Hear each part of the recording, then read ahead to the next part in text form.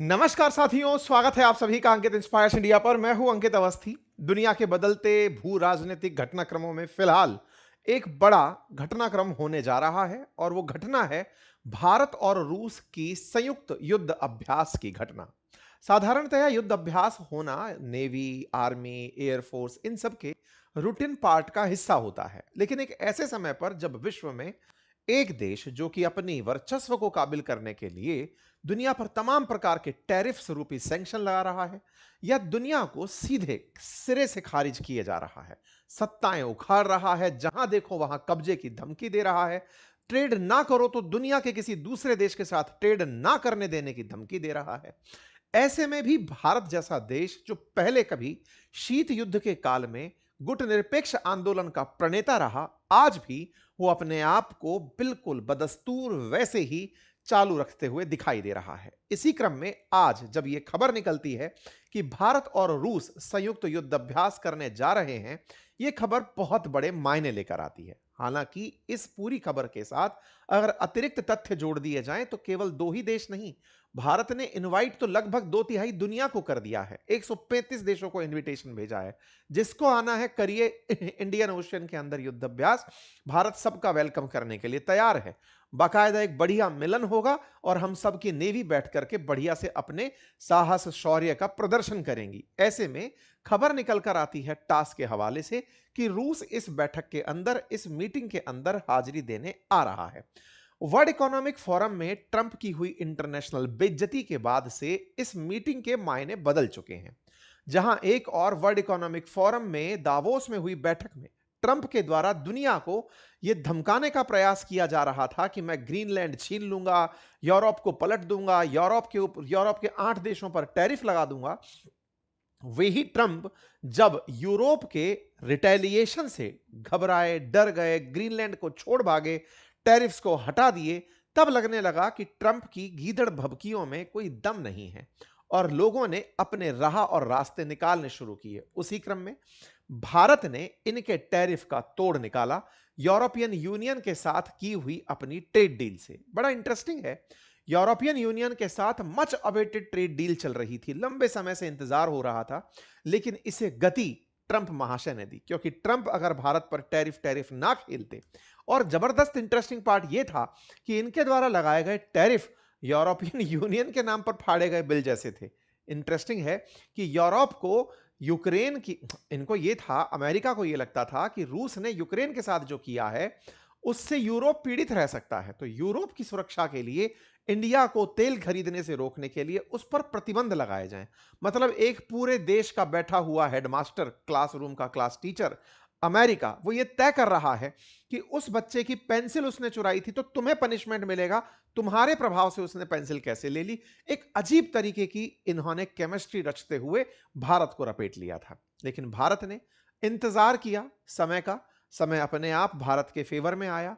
जो यूरोप खुद कभी बाइडेन के कहने पर भारत पर प्राइस कैप लगा दिया था कि भारत रूस से इससे महंगा तेल ना खरीदे, वो खुद भारत के हाथ में अपना एग्रीमेंट लेकर चला आया।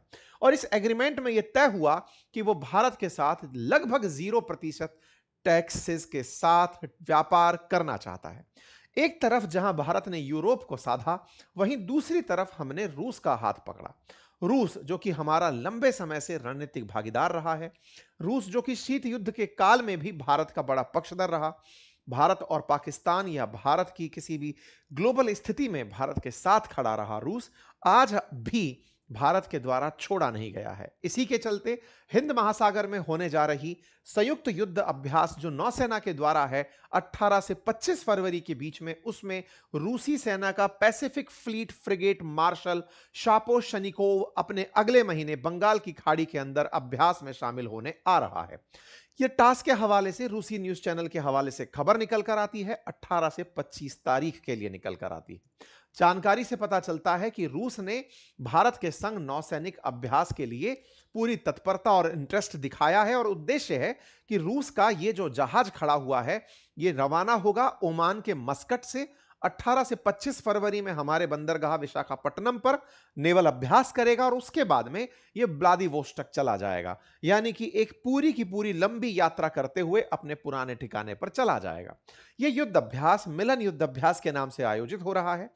इस युद्ध अभ्यास में भारत लंबे समय से इसका आयोजन करता आ रहा है।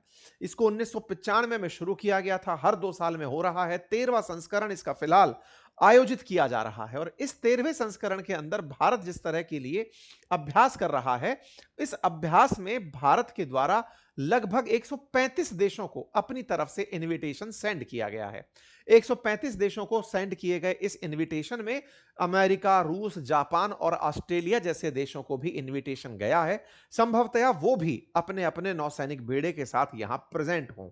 इसी पूरी क्रोनोलॉजी को अगर समझें तो हमने पूरे विश्व को इंडियन ओशन में हमारे होने की पहचान देते हुए कहा है कि भारत से भारतीय महासागर है, हिंद महासागर है। भारत से हिंद महासागर है और हिंद महासागर को अगर आप चाहते हो तो आओ और हमारी नेवी के साथ सीखो कि यहां की पूरी की युद्ध समीकरण क्या है। इसी के चलते बड़े सारे जो देश हैं जिनका प्रभाव दुनिया में व्यापक है, वो इस युद्ध अभ्यास में शामिल होना चाहते हैं, लेकिन इसमें रूस का आना काफी खास है ऐसे समय पर जब रूस को पूरी तरह से आइसोलेट किया जा रहा हो अमेरिका के द्वारा। अमेरिका आइसोलेट कर रहा हो और हम अपने थर्ड जो नेवल कमांड है, जिसके पास हम अपना ईस्टर्न नेवल कमांड विशाखापट्टनम, वहां पर इन्हें बुलाकर अपनी स्थिति बता रहे हैं। तो बड़ा सवाल यह है कि क्या भारत ने रूस को और अमेरिका को साध लिया है या फिर अमेरिका को साधने का हमने कोई तरीका निकाला है। देखिए, भारत ने पूरा इंतजार किया समझदारी से समय काल परिस्थिति का कि कभी ना कभी यह भस्मासुर खुद के सिर पर हाथ जरूर रखेगा, जिसका नाम ट्रंप हो रखा है। हुआ यह कि जिस समय पर वेनेजुएला का केस चला, उस समय अमेरिका पूरी तरह आक्रामक रूस पर हो गया था कि तुम वेनेजुएला को तो बचा पाए नहीं, चाइना का तुम कुछ भी, चाइना वालों तुम भी वेनेजुएला को नहीं बचा पाए, ऐसे में अब मैं कुछ भी कर सकता हूं। ये जो छुट्टा ट्रंप था, ये पूरी तरह से हरकतों में जब दौड़ने भागने लगा, उस समय पर साउथ अफ्रीका के तट पर ब्रिक्स कंट्रीज ने मिलकर एक युद्ध अभ्यास किया। पैसिफिक ओशन में हुए इस युद्ध अभ्यास के अंदर बाकायदा एक्सरसाइज विल फॉर पीस के नाम से इसका आयोजन हुआ और इसमें ब्रिक्स कंट्रीज में, ब्रिक्स जिसमें भारत भी शामिल है, उन कंट्रीज का, ब्रिक्स प्लस कंट्रीज का यहां पर एक मॉक ड्रिल तरीके से युद्ध अभ्यास होता है। बड़े सारे नौसैनिक बेड़े शामिल होते हैं, लेकिन भारत इस बेड़े में शामिल नहीं होता है। जनवरी 4 2026 को हुए इस पूरे इवेंट में भारत की तरफ से कोई नहीं था। कारण था, भारत किसी भी गुटबाजी का हिस्सा नहीं बनना चाहता। भारत के लिए ब्रिक्स किसी प्रकार का सैन्य गठबंधन नहीं है, लेकिन चीन ने, रूस ने मिलकर साउथ अफ्रीका के साथ इसका आयोजन एक युद्ध अभ्यास के तरीके से किया। भारत उससे किनारे रहा। भारत की अपनी निजी मित्रता बड़े सारे देशों से है, लेकिन भारत किसी भी ऐसी गुटबाजी में जो यूएन से इतर हो और सैन्य गठबंधन जैसी हो, आज तक शामिल नहीं हुआ है। युद्ध अभ्यास करता जरूर है, लेकिन उसे जब क्वाड के नाम से भी युद्ध अभ्यास होने की बात होती थी तो मालाबार से भी भारत किनारा करता था कि सुनिए, अगर आप इसे क्वाड का सब्स्टिट्यूट मानकर चलते हैं तो हम एक्सटेंडेड नाटो का हिस्सा नहीं बनना चाहते। खैर, यह एक युद्ध अभ्यास उस कालखंड में होता है जब वेनेजुएला पर ट्रंप की दशा चल रही थी। ऐसे में भारत ने रूस को पकड़कर साथ रखा कि सर, हम वहां पर तो नहीं हैं, लेकिन आपके साथ अपने पुरानी नीतियों के साथ चले आ रहे हैं। क्या किया हमने? हमने अपने पुराने मित्र के साथ अपने व्यापार वाणिज्यिक संबंध बनाए रखे। कैसे? भारत को हाल ही में एयरक्राफ्ट परचेज करने हैं और एयरक्राफ्ट में अमेरिकी कंपनी बोइंग या फिर यूरोपियंस एयरबस जैसी कंपनियां ही वर्चस्व रखती हैं। इन कंपनीज के कंपटीशन में रूस ने अपनी कंपनी बनाई है। यूएस की जो कंपनी है यूएसी, यूरोप में रूस के जितने भी, जैसे सुखोई जैसे या मिग जैसे फाइटर जेट बनाने वाली, जो फाइटर जेट बनाने वाली कंपनीज हैं, उनका एक गठबंधन है। इस यूएसी के तत्वाधान में जब यूरोप ने और अमेरिका ने रूस में फाइटर जेट्स, पैसेंजर व्हीकल बेचने से, हवाई जहाज बेचने से पाबंदी लगाई, तो उस दौर में रूस ने अपनी कंपनियों से कहा कि जो फाइटर जेट बना रही हो तो सवारी जहाज भी बना ही सकती हो। आपको ध्यान होगा कि पूरी तरह से रशिया यूक्रेन के चलते लगभग 4 साल पहले यूरोप और अमेरिका ने मिलकर अपने सभी ब्रांड्स को रशिया में काम करने से रोक दिया। सोचिए, हजारों जहाज अगर किसी देश के पास हो और उसे आप सुविधा देने से मना कर दो कि अब पार्ट्स भी नहीं मिलेंगे, तो उसका पूरा एविएशन सेक्टर ठंडा पड़ सकता था। लेकिन रूस ने अपनी फाइटर जेट बनाने वाली कंपनियों से कहा कि आप यात्री वाहन बनाइए, यात्री विमान बनाइए।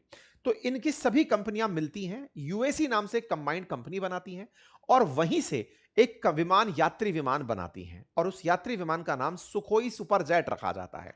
यह सुखोई सुपर जेट भारत के अंदर चला आता है। अभी विंग्स एरो इंडिया शो आयोजित किया गया हैदराबाद में। इनका बनाया हुआ एयरक्राफ्ट भारत की धरती पर था। विंग्स इंडिया 2026 के एयर शो में जो आयोजित हुआ हैदराबाद में, यूएसी यानी यूनाइटेड एरोस्पेस एरोक्राफ्ट कॉरपोरेशन का बना हुआ यह विमान SJ-100 के नाम से भारत में आता है और यह रीजनल पैसेंजर एयरक्राफ्ट के रूप में इंट्रोड्यूस होता है।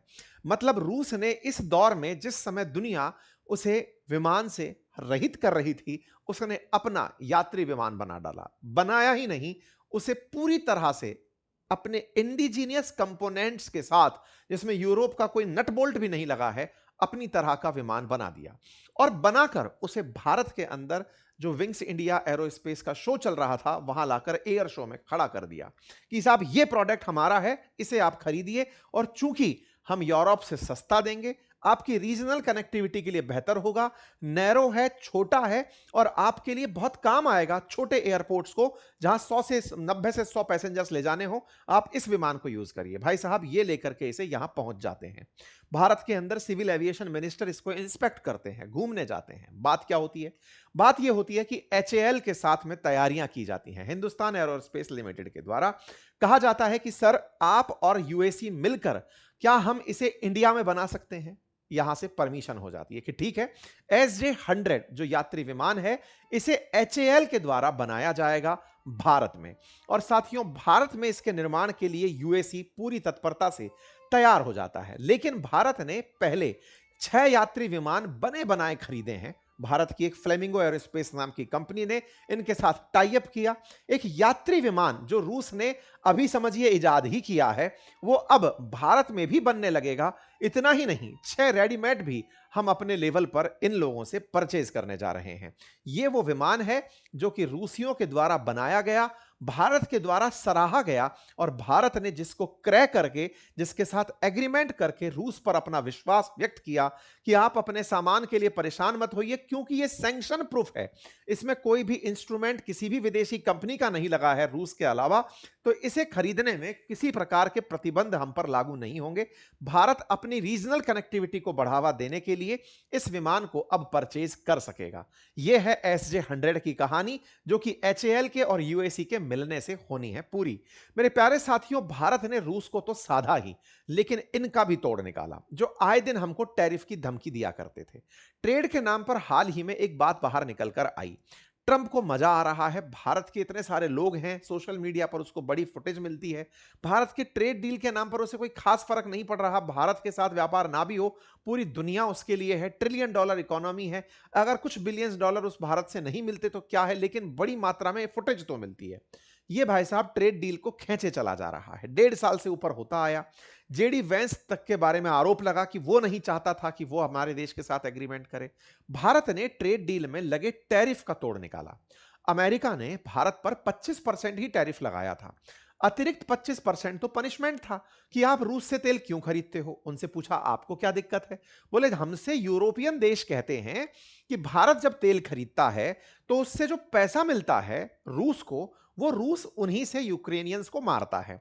इसलिए भारत युद्ध के ब्लड को फाइनेंस कर रहा है। ऐसे में यूरोपियन देशों की शिकायत पर ट्रंप नामक एक प्रिंसिपल ने भारत पर प्रतिबंध लगाए, 25% सैंक्शन, कि आप हमें सामान नहीं बेच पाएंगे। किया किसके लिए? इन लोगों के लिए। भारत ने इन्हीं का हाथ थाम लिया कि सुनो, तुम इधर आओ, तुम्हें दिक्कत है, आओ तुम्हारे साथ व्यापार करते हैं। तुम्हारे शिकायत की थी ना वहां जाके, तुम्हारी तो उन्होंने फूलझड़ी बना करके बत्ती लगाई। अब एक काम करो, छोड़ दो उनको, आप हमारे साथ ट्रेड डील करो। भारत ने ट्रेड डील की। यूरोपियन यूनियन के साथ भारत अमेरिका से ज्यादा व्यापार करता है, करने के साथ साथ लाभ भी कमाता है। हम हर साल लगभग $17 बिलियन का मुनाफा कमाते हैं। भारत ने 2030 तक का इन्हीं के साथ $200 बिलियन का टारगेट रख लिया कि हे अमेरिका, अगर तुम्हें लगता है कि $45 बिलियन हम तुमसे कमाते हैं, तो इस पैसे की एवज में अगर तुमको हमने एक्सपोर्ट नहीं किया तो धंधे हमारे पिटेंगे जरूर, लेकिन इसका बाईपास रूट बनाएंगे। इंटरेस्टिंग क्या था, इस पूरी कहानी में भारत को पेट्रोलियम भी एक्सपोर्ट करना था यूरोप को। यूरोप ने क्योंकि रशिया पर खुद ने प्रतिबंध लगाए हुए हैं, तो वो तेल परचेज नहीं कर पा रहा। भारत ने यहां खेला खेला। भारत ने यह किया कि आपको हम तेल रिफाइन करके देंगे, चिंता छोड़ो हम कहां से देंगे। हमने क्या खेला खेला, अब सुनिएगा साहब। आपको याद होगा ट्रंप ने भारत के लिए ही रोजनेफ्ट और ल्यूकॉइल करके जो रूसी कंपनी थी उन पर प्रतिबंध लगा दिया था, यह कहते हुए कि यूरोपियन देशों को आप तेल बेचते हो जबकि यूरोप तो खुद पीड़ित है, आप तेल मत बेचो। भारत ने कहा हम सस्ता तेल बेचते हैं, यूरोप को हमारे तेल की जरूरत है। जबकि भारत तेल को रिफाइन करके पैसे कमाता था। हमारी असल कमाई क्या थी कि हम क्रूड ऑयल लेकर आते थे, जामनगर रिफाइनरी में साफ करते थे और उसको वहां पर पका पकाया माल बनाकर पेट्रोल डीजल के फॉर्म में इन लोगों तक बेच देते थे। रिफाइनरी का काम हम करते थे। भारत के इस रिफाइनरी प्रोसेस से ये महाशय नाराज हो गए। इनने कहा कि आपके लिए रोजनेफ्ट और ल्यूकॉइल जो रशियन कंपनी है उन पर प्रतिबंध लगा रहा हूं, आप तेल नहीं खरीदोगे। ठीक है साहब, हम तेल नहीं खरीदेंगे। यूरोप से हमने ट्रेड डील कर ली कि हम आपको तेल बेचेंगे। अब ये भी परेशान, खरीदोगे है नहीं, बेचोगे कहां से, तुम्हारा तो खुद 85% इंपोर्ट होता है। हमने खेला किया। हमने खेला क्या किया कि ट्रंप ने हमको तेल बेचने पर प्रतिबंध लगाया है, रूसी तेल बेचने पर प्रतिबंध लगाया, यही ना। ठीक है, हम खुद तो कंज्यूम कर सकते हैं, हम अपनी जरूरत के लिए तो अभी तक लागू हैं।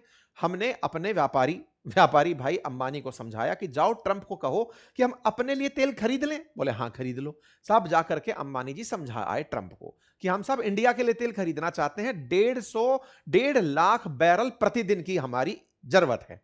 ट्रंप ने कहा तथास्तु, जाओ खेल लो भाई। 1.5 लाख बैरल पर डे के हिसाब से हम अपने लिए तेल खरीदने लगे। जामनगर रिफाइनरी रशिया से तेल खरीदेगी 1 फरवरी से फिर से। किसके लिए? भारत के लिए। कोई दिक्कत नहीं है, लेकिन वो दुनिया भर के और जगहों से भी तेल खरीदेगी, खरीद करके रिफाइन करके रशिया से खरीद करके रिफाइन करके यूरोपियन देशों को बेचेगी। आप पूछेंगे देखा तो सही तो रहा, प्रतिबंध काम आ गए। अरे तो पहले क्या हो रहा था, पहले बाहर का तेल खरीदा, इंडिया में बेचा रिफाइन करके अपनी जरूरतों के हिसाब से। अब रूसी तेल यूज करके भारत में बेच रहा है। फर्क क्या पड़ रहा है, पेट्रोल पेट्रोल रहेगा, डीजल डीजल रहेगा। अब हम कहीं और से खरीद कर, कुल मिलाकर आप 1.5 लाख बैरल पर डे अगर तेल रूस का खरीद करके अपनी जरूरत पूरी कर रहे हो तो भी बाकी कच्चा तेल खरीद के मुनाफे में तो बढ़ोगे। यह बात प्रधानमंत्री ने हाल ही में अपनी घोषणा में कह दी। जब यूरोपियन यूनियन के देश आए थे उस समय प्रधानमंत्री की घोषणा आपने सुनी हो तो उसमें लिखा था कि भारत की रिफाइनिंग कैपेसिटी अभी 260 MMTPA है, जिसे बढ़ाकर हम 300 MMTPA प्लस करने का निरंतर प्रयास कर रहे हैं। हम दुनिया में जल्दी ही पहले नंबर पर होंगे। पहले नंबर पर होंगे कैसे? हमने तो अपने यहां पर कोई तेल के कुएं तो लगा नहीं रखे, हम रिफाइन करते हैं। हमने खेला खेल दिया। अब इस खेले के प्रमाण देता हूं, प्रधानमंत्री ने यह वाला बयान दिया कैसे। अभी जब वो लोग आए थे, यूरोपियन यूनियन के लोग आए थे, तो देखो अल्टीमेटली हमें तेल बेचना है यूरोप को, बेचने के लिए कच्चा तेल खरीदना है दुनिया से, रूसी तेल नहीं बेचना है अकॉर्डिंग टू अमेरिका, रूसी तेल हम अपने पास बेचेंगे। सारा खेल ये भाई साहब करके चले आए। अब प्रमाण देता हूं आपको। अभी राष्ट्रपति ने यूरोपियन यूनियन के प्रेसिडेंट और चेयरमैन जब आए थे, इनको अपने यहां पर भोज दिया था, भोजन के लिए बुलाया था, रात्रि भोज था। सब लोग इस तरह से टेबल पर बैठे थे। इनमें से एक तस्वीर को जब जूम करके देखा गया तो डोवाल साहब की बगल में छोटे अंबानी दिखाई दिए। भाई साहब रिलायंस रिफाइनरी के मालिक दिखाई दिए तस्वीरों के अंदर, आप यहां पर देख सकते हैं। अनंत के बड़े भैया आकाश यहां पर थे, डोवाल साहब के बगल में बैठे दिखाई दिए। खेला यहां रचा गया। क्या रचा गया कि यूरोप को तेल तो हम बेचेंगे, लेकिन तेल रूसी नहीं होगा तो कहीं और से लाएंगे। और इस काम को करने के लिए इन्होंने पूरी की पूरी पटकथा रची कि हां साहब ट्रंप महोदय आप भी खुश रहो और हम यूरोप को तेल बेचेंगे। प्रधानमंत्री के अनाउंसमेंट में वो बात आप सबने सुनी होगी। कुल मिलाकर के अब रूसी तेल अमेरिका से बच करके अपने देश में यूज होगा, यूरोप को बिकेगा अलग देशों का तेल। और ये रही खबर आपके सामने कल की, जहां पर 1.5 लाख बैरल पर डे के हिसाब से हम रूसी तेल खरीदने जा रहे हैं फरवरी से रिलायंस इंडस्ट्रीज के द्वारा। उम्मीद है कि अब आपको सारे समीकरण समझ में आ गए होंगे। क्या हमने रूस को साध लिया? बिल्कुल साध लिया। क्या हमने यूरोप को साध लिया? बिल्कुल साध लिया। ट्रंप की शर्तों के अंदर से, क्योंकि हम तो कानून तोड़ना जानते हैं, हमने कानून में जो बची हुई लाइनें थी कि हमको तेल नहीं बेचना है, रूसी नहीं बेचेंगे, खुद के लिए यूज करना कर लो, बोले ठीक है हम खुद के लिए यूज कर लेंगे। पहले तक हम क्या कर रहे थे, हम 5 लाख बैरल पर डे तक तेल हम रूस से परचेज कर रहे थे। लेकिन अब खेल क्या हुआ, हमने कहा कि आप वेनेजुएला से भी तेल दिला दो, हम तो उससे भी लेने के लिए तैयार हैं, हम वो रिफाइन करके बेच देंगे। तेल बेच के पैसे कमाने हैं, हम उस काम में फिलहाल निकले हुए हैं। खेल हमने पूरी तरह से कर दिया। यह बात अमेरिकियों को समझ में आई। जब यूरोपियन यूनियन के लोग यहां आए हुए थे तो ये स्कॉट बेसेंट जो अमेरिका के वाणिज्य मंत्री हैं, ये कहते हैं कि हम यूरोपियन यूनियन के लिए तो भारत पर प्रतिबंध लगाए थे, वो ही जाकर समझौता कर लिए तो हमारा तो पोपट हो गया। तो होना ही था, तुम जबरदस्ती बिचौलिए बन रहे थे, तुम्हें कोई गांठ रहा नहीं था, तुम अपने व्यापार पर फोकस करते। भारत ने रूस को साध लिया, भारत ने यूरोपियन यूनियन को साध लिया, और तुम्हें भी, तुमसे भी तेल लेकर तुम भी अब राजी रहोगे कि भारत खेल गया। यही था गुट निरपेक्ष भारत का, यही था नाम आंदोलन, नॉन अलाइन मूवमेंट, कि हम किसी के साथ नहीं, हम सब के साथ हैं। और इसी को हम फाइनली जीतते हुए दिखाई दिए, जो अमेरिकियों के फ्रस्ट्रेशन में साफ दिख रहा है। इसके साथ साथ अब अमेरिकियों को भी नजर आ गया कि भाई जल्दी चल लो, डील कर लेते हैं, क्योंकि ये लोग तो अपना शॉर्टकट निकाल लिए। इसी के चलते भारत के साथ ट्रेड टॉक्स को लेकर अमेरिका की, जो भारत के अंदर यूएस के जो सरगई गोर हैं, वो आकर के कल ही हमारे जयशंकर साहब से मुलाकात किए हैं कि सर ट्रेड डील पर क्या क्या कैसे कैसे आगे बढ़ा सकता है, जरा बताइए। तो उम्मीद है कि समीकरणों को आपने समझने के लिए जो थोड़ा बहुत तार कनेक्ट किए हो, वो सही जगह जाकर लैंड हुए हो। अगर ये प्रयास पसंद आया हो तो सेशन को लाइक कर दीजिए, चैनल पर नए हैं तो सब्सक्राइब कर दीजिए, अपने अन्य साथियों से साझा कर दीजिए, और आप क्या सोचते हैं अपनी राय कमेंट बॉक्स में लिख दीजिए। फिलहाल के लिए इतना ही, अपना ख्याल रखें। पुस्तक अगर खरीदना चाहते हैं तो हमने लिंक कमेंट बॉक्स में दिया हुआ है, आप वहां से ऑर्डर कर लीजिए। साथ ही साथ में अपने हमारे कोर्सेज जो बातें बाजार की एप्लीकेशन और अपनी पाठशाला पर उपलब्ध हैं, अगर आप उन्हें पढ़ना चाहते हैं तो जाइए और चेक करिए। बहुत बहुत धन्यवाद।